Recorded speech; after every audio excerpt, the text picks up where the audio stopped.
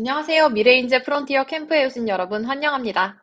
저는 오늘 AI와 데이터 사이언스의 세계로 여러분을 안내할 정민주 선생님이라고 하고 테레사 여자고등학교에서 근무하고 있습니다.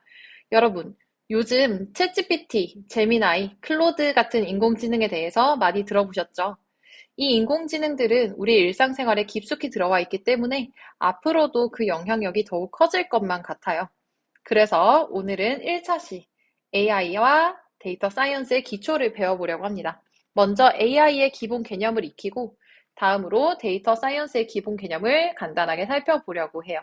어렵지 않으니까 겁먹지 말고 가벼운 마음으로 잘 따라와 주시면 되겠습니다. 시작해 볼게요. 첫 번째, AI의 기본 개념입니다. AI란 뭘까요? AI는 인공지능이라는 뜻으로 인간의 학습 능력, 추론 능력, 지각 능력을 인공적으로 구현한 컴퓨터 과학 기술입니다. 조금 더 쉽게 설명하면 컴퓨터가 마치 사람처럼 생각하고 배우고 판단하게 만드는 기술이라고 볼 수 있어요. 어떻게 이게 가능한지 한번 살펴볼게요. AI는 사람처럼 직접 보고 듣고 배우는 게 아니고 디지털 형태의 데이터를 학습해서 마치 사람인 것처럼 행동하게 됩니다. 텍스트 데이터를 학습하면 언어 모델이 돼서 챗GPT처럼 사람의 말을 이해하고 글을 쓸 수 있게 되고요. 이미지 데이터를 학습하면 이미지 생성 AI가 돼서 달리처럼 멋진 그림을 만들 수 있게 됩니다.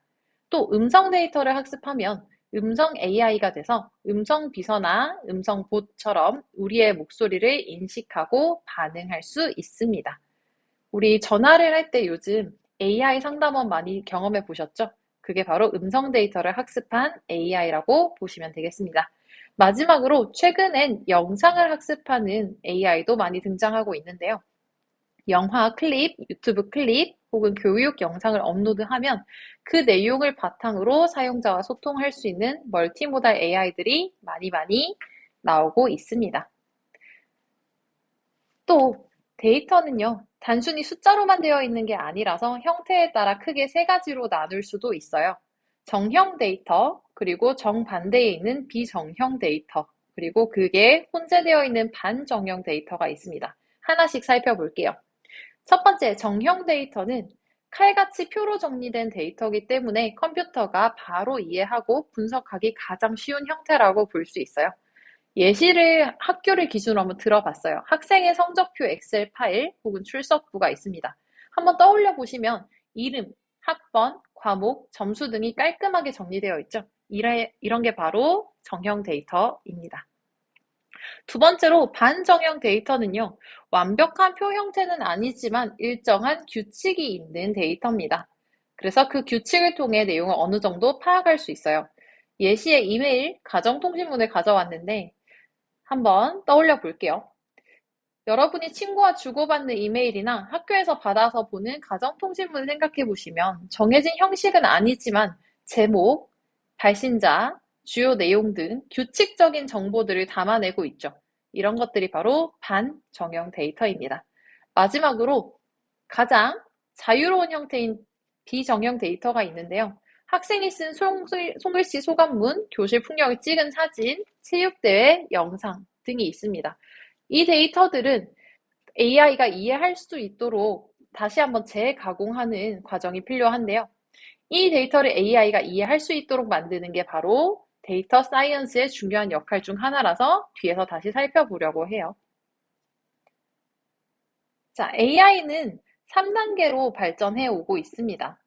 첫 번째, 1단계 AI입니다. 단순 생성 AI인데요. 각 분야에서 한 가지만 잘하는 전문가 AI라고 생각하시면 됩니다. 예전에는 챗GPT는 글만 잘 썼고요. 미드저니는 그림만 잘 생성했고요. 수노라는 AI는 음악만 잘 생성했고요. 소라는 영상만 잘 생성했던 AI라고 보시면 되겠습니다.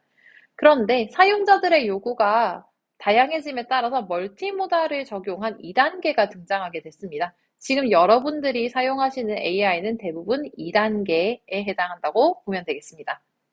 2단계 AI는요, 텍스트, 이미지, 음성 등 서로 다른 형태의 데이터를 통합적으로 처리하고 이해할 수 있는 AI를 말합니다. 마지막으로 3단계 에이전틱 AI가 있습니다. 에이전틱 AI는 아직 접해볼 기회가 많이 없었을 텐데요. 2, 3년 안에 상용화가 되지 않을까 싶어요. 자, 이 에이전틱 AI는요, 사용자의 지시나 설정에 따라 자율적으로 판단하고 학습하여 주어진 목표를 달성하고 문제를 해결하는 자율적인 지능을 가진 AI입니다. 한번 살펴볼게요. 실제 영상으로 보면 이해가 빠를 것 같아요. AI 에이전트가 어떻게 업무를 처리하는지 직접 비교해 보겠습니다. 일반 AI 모델과 AI 에이전트에게 똑같은 임무를 줘볼게요. 미션은 이겁니다. 테슬라 주식을 심층 분석해달라. GPT-4.5도 그래프를 보여주면서 분석한 내용을 제시해줍니다. 이것도 나쁘지 않지만 AI 에이전트를 한번 봐보겠습니다. AI 에이전트는 훨씬 더 다양한 툴들을 자율적으로 활용하면서 정보를 수집하고 이를 바탕으로 결과물을 제시합니다. 한눈에 볼 수 있는 대시보드 페이지까지 이렇게 뚝딱 뱉어내죠. 만약 AI 에이전트와 같은 수준의 결과물을 얻으려면 우리는 현재 AI에게는 하나하나 지시사항을 전달해줘야 합니다. 하지만 AI 에이전트는 알아서 다 해내죠. 이게 기존의 모델과 가장 큰 차이점입니다. AI 에이전트의 핵심 능력은 세 가지입니다. 추론과 계획 능력, 기억 능력, 그리고 행동 능력.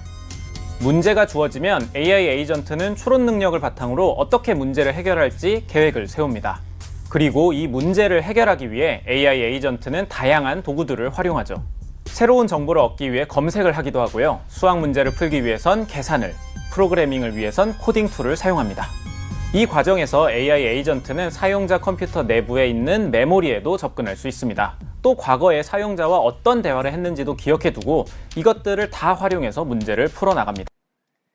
와, 대단하죠? 이게 바로 에이전틱 AI입니다. 이어서 가장 많이 사용되는 LLM 생성형 AI를 잠시 비교하고 넘어가려고 해요. 2단계에 해당하는 친구들인데요.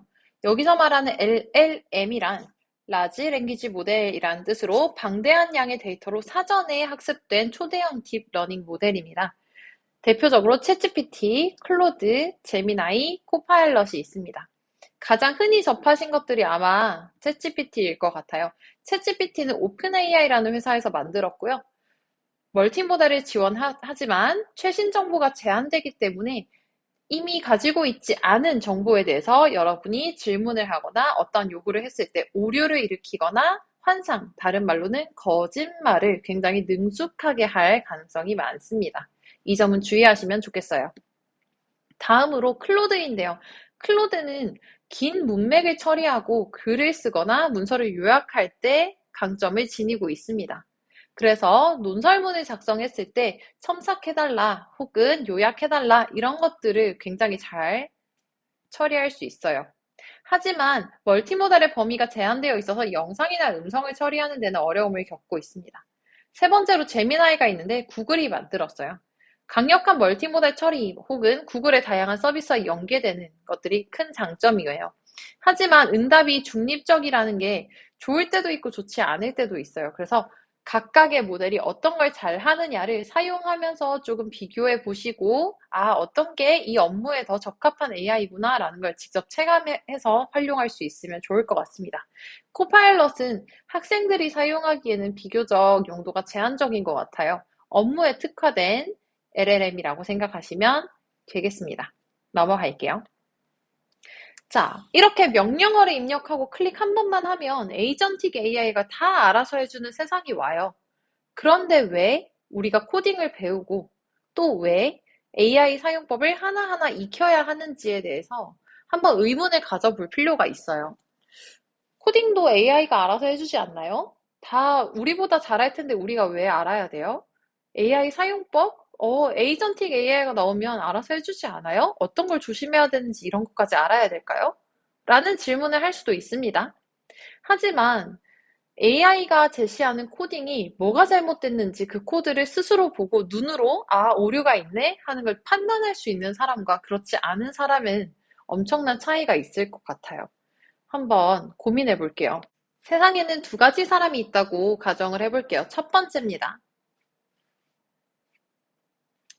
AI가 제시하는 결과물이 사실이라 믿고 무비판적으로 받아들이고 사용하는 사람과 AI가 제시하는 결과물이 참인지 거짓인지 질적 수준이 적당한지 스스로 판단할 수 있는 그런 안목을 갖춘 사람이 있을 거예요. 여러분은 둘 중에 두 번째, 참거짓, 질적 수준을 스스로 판단할 수 있는 안목을 갖춘 사람이 되었으면 좋겠습니다.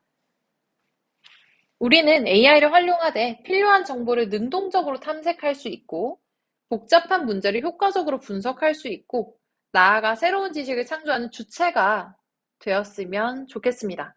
그래서 AI를 활용하기 전에, 챗GPT든 클로드든 제미나이든 AI를 활용하기 전에 잠시 종이나 메모장을 펴놓고, 아, 나한테 필요한 정보가 뭐지? 한번 정리해 보세요. 그리고 문제도, 아, 이 문제를 어떻게 접근하면 좋을까? 해서 스스로 구조화를 시켜보면 좋을 것 같아요. 그 이후에 어떤 도움을 구체적으로 받아야 하는지를 파악하고 AI를 사용하는 그런 성숙한 사용자가 되기를 바랍니다. 자, 그걸 위해서 프롬프트라는 개념도 간단하게 설명을 해볼게요. 프롬프트는요, 명령어라는 뜻이고요. 사용자가 AI에게 무엇을 어떻게 하라고 구체적으로 지시하는 입력어를 뜻합니다. 여러분이 챗GPT와 대화할 때 대화창에 입력하는 문장들 있죠? 그걸 프롬프트라고 해요. 이 프롬프트는 AI가 적절하게 답변을 생성하기 위해서 필요한 가장 중요한 출발점이라고 볼 수 있습니다.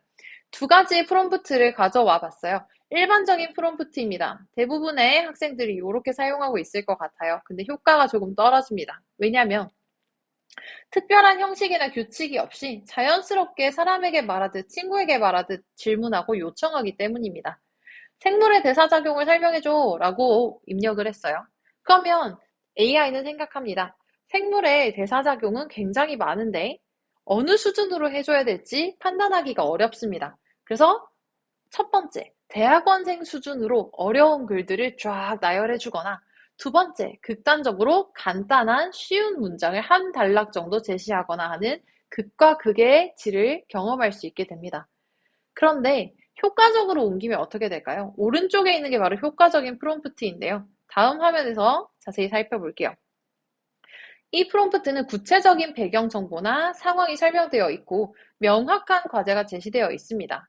네 가지 특징을 가지고 있어요. 첫 번째, 역할을 부여했습니다. 누구처럼 행동할 것인지 챗GPT에게 너는 이런 거야, 넌 이런 사람이야 라고 안내해주고 있습니다. 여기서는 고등학교 생명과학 선생님이야 라는 역할을 제시하고 있죠. 또 구체적 요구사항입니다. 무엇을 원하는지 아주 정확히 밝혀주고 있습니다. 공통과학 원 수준의 생물의 대사작용을 이라고 말하고 있죠. 또 대상을 명시하고 있습니다. 누구를 위한 것인지 굉장히 중요해요. 여러분이 고등학교 1학년이라고 가정했을 때 고등학교 1학년이 이해할 수 있는 수준을 요구할 수 있겠죠. 마지막으로 요청 방식입니다. 어떤 형식으로 주기를 원하니? 라는 부분인데요. 시각 자료를 활용해서 쉽게 설명해줘 라는 요청이 들어갔기 때문에 여러분은 이 프롬프트를 썼을 때 고등학교 생명과학 선생님이 고등학교 1학년을 대상으로 공통과학 원 수준에 있는 생물의 대사작용을 시각 자료를 활용해서 이해하기 쉽게 설명해주는 듯한 답변을 한 번에 받을 수 있게 됩니다. 이런 걸 효과적인 프롬프트라고 해요. 조금 더 구체적으로 살펴보면 학교에서 바로 사용할 수 있는 프롬프트 예시 두 가지를 가져왔어요. 첫 번째는 국어 교과 시간에 이렇게 쓸 수 있을 것 같아요. 김소월의 진달래꽃을 고1 학생이 이해할 수 있도록 분석해줘. 문학평론가처럼 설명하되 주제, 표현, 감상 순으로 정리해주고 글은 3문단 이내의 길이로 작성해줘. 마지막에 수능형 선택지 문제 2개 만들어줘 라는 것까지 요구하고 있습니다. 각각 주제, 대상, 역할, 형식, 조건을 언급해주고 있는 부분입니다. 혹은 창의적 체험활동 많이 하시죠? 심화 탐구하시죠? 그때 이렇게 사용할 수도 있어요. 먼저 주제, 인공지능의 창작 능력에 관한 최신 논문을 찾아서 내용을 분석해라. 대상, 고2 학생이 이해할 수 있도록 고2의 수준에 맞게 해라. 3번, 형식입니다. 핵심 내용을 빠짐없이 포함하여 3문단으로 구성된 글로 정리하고 조건, 표현은 수능 비문학 독서 스타일로 해줘. 반드시 논문의 사실성, 구체적 내용을 검증해줘 라고 요구하고 있습니다. 논문을 찾으실 때는 반드시 이런 문장을 포함하시는 게 좋습니다. 없는 논문 지어내기도 하거든요. 자, 이렇게 구조화된 프롬프트를 사용해 볼 수 있을 것 같아요. 자, 프롬프트 작성을 효율적으로 할 수 있는 팁도 간단하게 언급해 드릴게요. 구조화에 사용되는 다양한 마크다운을 익혀보시면 좋을 것 같아요. 섹션 층위를 나눌 수 있습니다. 샵이라는 거 많이 사용하셨죠? 샵 뒤에 붙여서 뭔가를 적으면 우리는 해시태그라고 불러요. 그런데 프롬프트, 대화창에 뭔가 채팅을 입력을 할 때 샵 적고 한 칸을 띄우고 내용을 작성하게 되면 샵을 하나 썼을 때는 가장 중요한 대분류구나 라고 인식을 하고요. 그 아래에 있는 하위 항목을 샵 2개, 샵 3개로 점점 늘려가시면 이게 묶어서 크게 하나의 대주제로 이루어져 있고 그 안에는 이 항목, 저 항목이 들어있구나라고 AI가 인식할 수 있게 됩니다. 또 내용이 길어지면 이 바 3개를 사용하실 수 있는데요. 마치 문장을 읽을 때 우리 비문학 지문 같은 거 읽을 때 여기서부터 여기까지가 한 문단이야 라고 해서 들여쓰기 하는 거 본 적 있죠. 그러면 한 문단마다 의미가 달라지네. 이게 하나의 덩어리구나 라는 걸 눈으로 인식할 수 있게 해주는 효과가 있습니다. 사실 저는 2번을 강조하고 싶은데요. 중요한 부분을 강조하는 거, 강조점 활용을 꼭 하라고 추천하고 싶어요. 우리가 PPT를 만들어서 발표를 할 때 중요한 내용은 어떻게 처리하세요? 그냥 글씨보다는 색깔을 넣어준다거나 굵게 표시해서 많이 활용하시죠? 그 역할을 강조점이 할 수 있습니다. 우리는 강조점을 하나 내지 2개 이렇게 찍어서 표시를 하면 챗GPT는 이렇게 느껴요. 혹은 다른 AI는 이렇게 느껴요. 이 강조점이라는 글자가 매우 중요하구나. 굵게 표시되어 있구나. 반드시 기억하고 고려해야겠다라고 느끼게 할 수 있습니다. 목록, 변수, 옵션을 강조하는 것도 있지만 이것보다는 순서나 결과를 나타낼 때 연결성을 강조하는 화살표를 활용하는 것도 추천하고 싶어요. 예를 들면 A 하고 나서 B 하고 그 다음에 C를 해야 해 라고 입력하기보다는 순서 땡땡 A 화살표 B 화살표 C. 또 인과관계를 설명할 때 A가 일어나면 그로 인해 B가 일어나고 B가 일어나서 C가 일어나 라고 하는 것보다는 인과관계 땡땡 A 화살표 B 화살표 C 하는 게 훨씬 간결하죠. 그리고 AI가 훨씬 더 잘 이해할 수 있게 됩니다. 사용자 의도에 맞는 예시 문장을 제공하는 것도 하나의 팁이고요.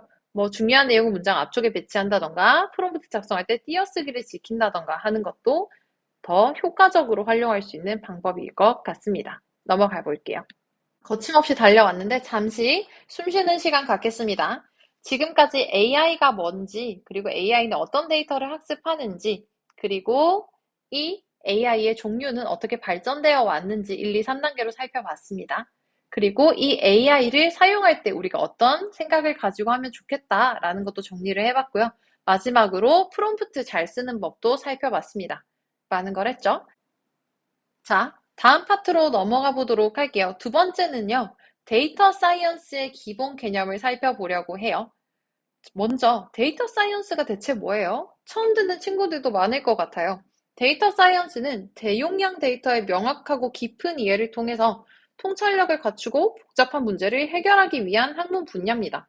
더 쉽게 말하면 거대한 데이터로부터 의미 있는 결론을 끌어내서요, 합리적으로 의사결정을 하기 위해 사용하는 걸 얘기해요. 조금 더 쉽게 말하면 데이터를 이해하고 활용해서 어떠한 가치를 만들어낸다라고 생각하시면 될 것 같아요. 이 데이터 사이언스는요, 일반적으로 크게 4단계로 이루어집니다. 첫 번째, 데이터를 수집하고요. 두 번째, 수집된 데이터를 전처리하는 과정을 거칩니다. 세 번째, 전처리된 데이터를 탐색적으로 분석하고 혹은 이해하기 쉽게 시각화하는 단계를 거칩니다.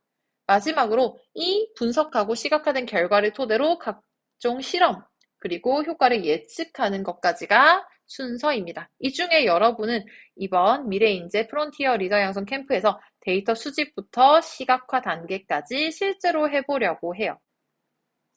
데이터 사이언스 과정을 하나씩 살펴볼게요. 첫 번째, 데이터 수집 단계입니다. 데이터 수집은 특정한 연구의 목적 달성을 위해서 어떤 영역으로부터 데이터를 직접 수집하는 단계라고 생각하시면 돼요. 예를 들면 학교에서 여러분의 학업 성취도를 분석하기 위해서 지난 학년의 시험 점수 데이터를 모으는 거, 혹은 급식 만족도를 알아보기 위해서 설문지를 만들어서 친구들의 답변을 모으는 거, 혹은 기상청에서 제공하는 공공 날씨 데이터를 다운로드하는 것들이 모두 데이터 수집에 해당합니다. 그런데 데이터를 다운받으려고 하면 어떤 파일을 받아야 할지도 좀 망설여질 것 같아요. 그래서 대표적인 데이터 파일 형식 두 가지를 안내해드리고 제이슨 양식이라는 것도 안내를 해드리려고 해요. 첫 번째로 CSV라는 게 있는데요. 콤마 separated value라고 하는 건데 각각의 데이터 값을 콤마로 구분해서 제시하는 데이터 형식을 말합니다.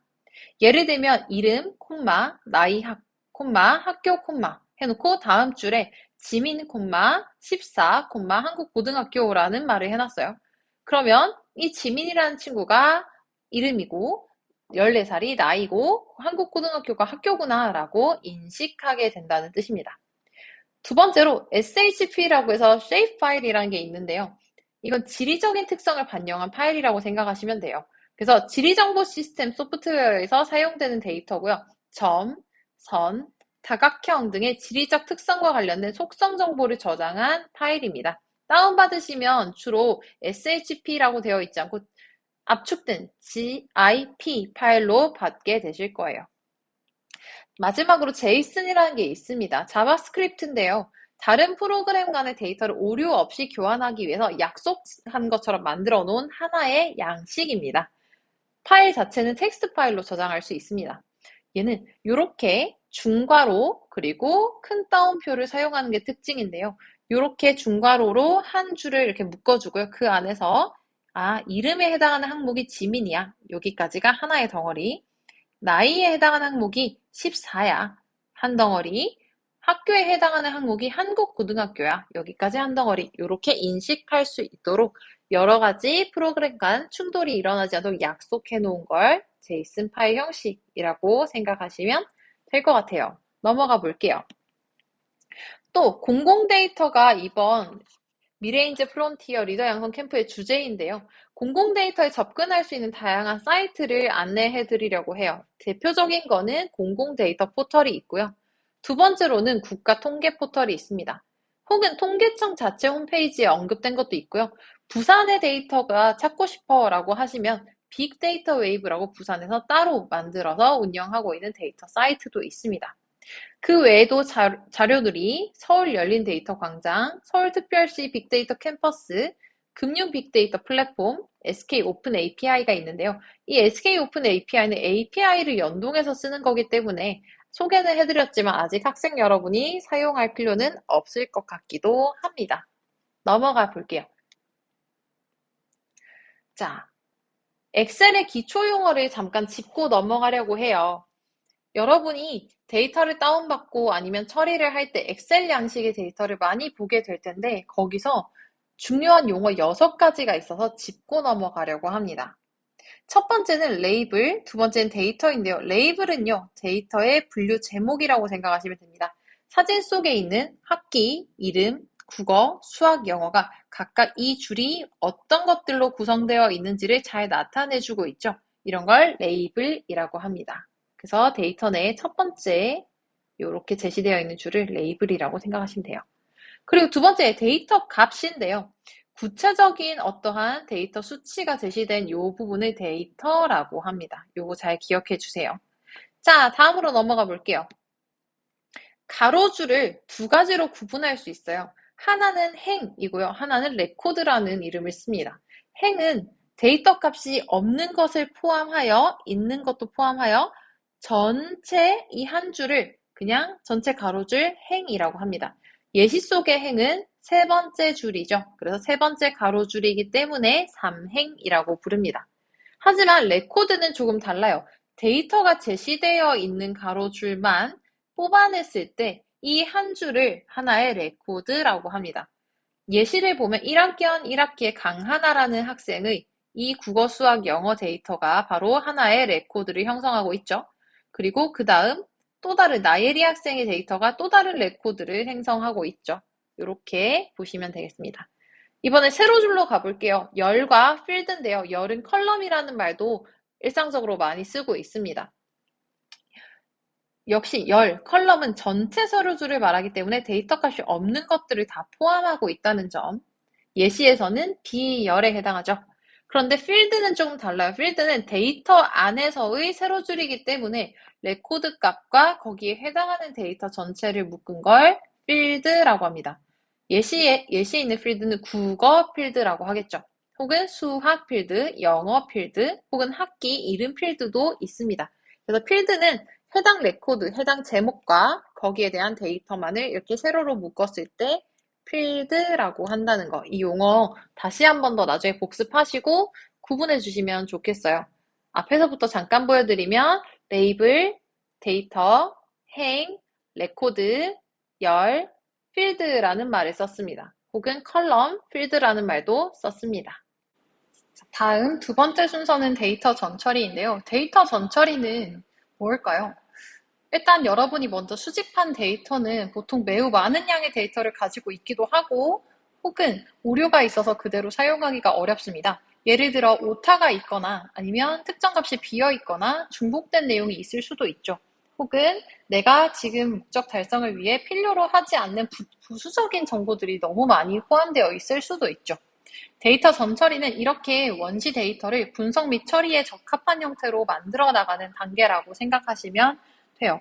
매우 까다로울 것 같기도 하고 혹은 어렵게 느낄 수도 있지만 그만큼 중요한 작업이라 잘 들어주시면 좋을 것 같습니다. 예시를 몇 가지 들어드릴게요. 앞서 언급한 것처럼 급식 만족도 설문지를 돌리고 데이터를 뽑았더니 어떤 학생이 매우 맛있음이라고 오타를 낼 수도 있습니다. 아니면 매우 맛있음 이렇게 오타를 낼 수도 있죠. 그러면 인식하기 어렵기 때문에 매우 맛있음으로 수정해 주는 것도 하나의 데이터 전처리라고 볼 수 있고요. 혹은 어떤 질문에 대해서 답변을 하지 않아서 빈칸으로 되어 있는 경우 이걸 어떻게 할까? 이 데이터 값을 삭제를 하고 분석하는 게 필요할지 아니면 이 데이터를 다시 수집하는 것이 필요할지 고민해보는 과정.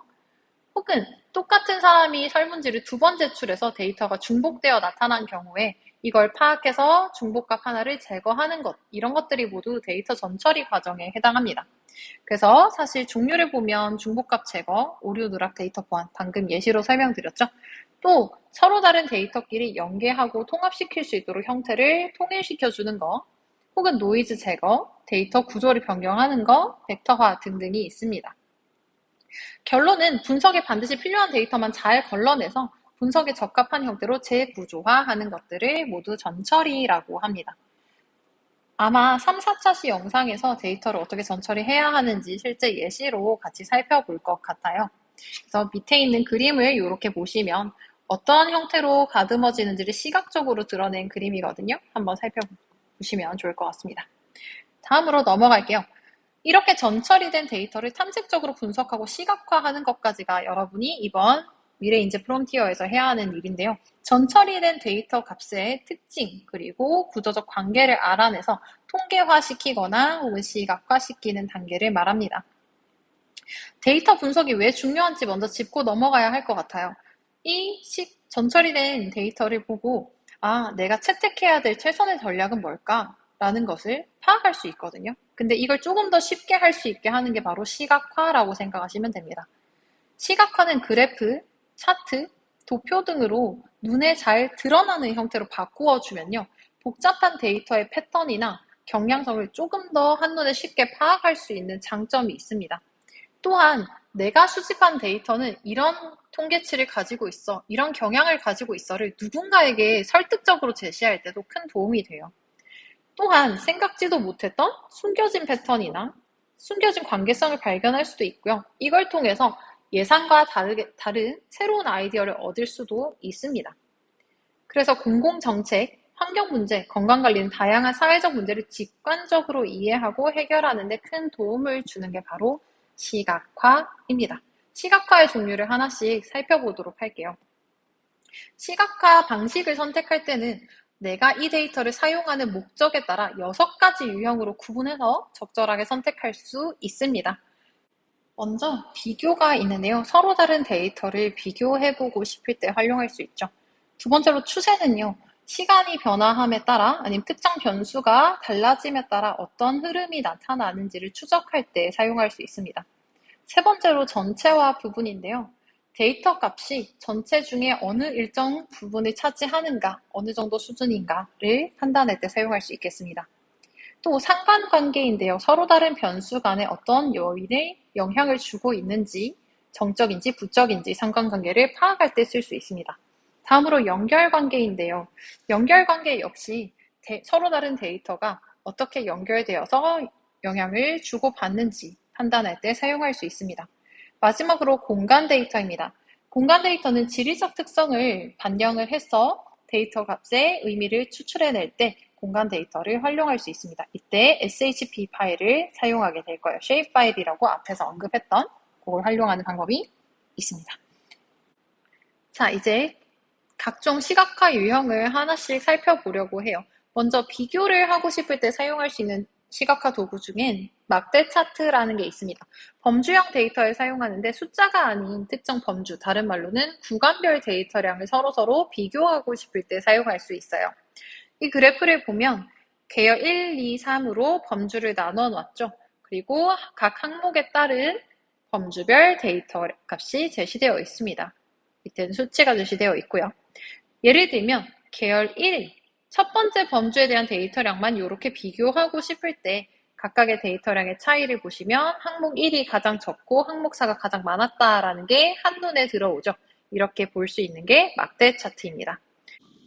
다음으로 버블 차트인데요. 역시 마찬가지로 범주형 데이터를 다룰 때 씁니다. 특징은 이번엔 세 가지 변수를 동시에 볼 수 있다는 건데요. 이 점의 X축, Y축 상의 위치를 통해서 어떤 데이터 값을 가지고 있는지 확인할 수 있고요. 상대적 위치를 확인할 수 있고, 그리고 이 점의 크기, 버블의 크기를 통해서 데이터의 양도 함께 살펴볼 수 있다는 장점이 있습니다. 그래서 두 가지가 아닌 세 가지 변수를 동시에 나타내고 싶을 때는 버블 차트를 활용하시면 좋을 것 같아요. 다음으로 비교가 아닌 추세, 흐름을 분석하고 싶을 때 쓸 수 있는 시각화 유형을 살펴볼게요. 히스토그램이라는 게 있습니다. 수치형 데이터에 활용하고요. 데이터 값의 분포를 시각적으로 나타내고 싶을 때 활용합니다. 도수분포표라고도 하고 여러분의 성적표를 출력받아서 보시면 도수분포표가 생성되어 있는 경우도 많죠. 그래서 X축에 데이터 값의 구간이 있고요. Y축에는 각 구간에 속한 값이 몇 개인지 그 수를 센 결과라고 보시면 되겠습니다. 지금 여기 보이는 히스토그램은 정규 분표를 나타내고 있고 6에서 8 사이의 값을 갖는 데이터가 가장 많구나라는 걸 한눈에 볼 수 있겠죠. 점점점 중간값에서 많아졌다가 양쪽 끝으로 갈수록 데이터 값이 적어지는구나라는 걸 나타내고 있습니다. 다음으로 넘어갈게요. 상자 그림입니다. 이거 나중에 고등학교 3학년이 되면 수시 상담할 때 많이 보게 될 거예요. 박스 그래프라고도 하는데 범주형과 수치형을 종합해서 판단하고 싶을 때 활용할 수 있습니다.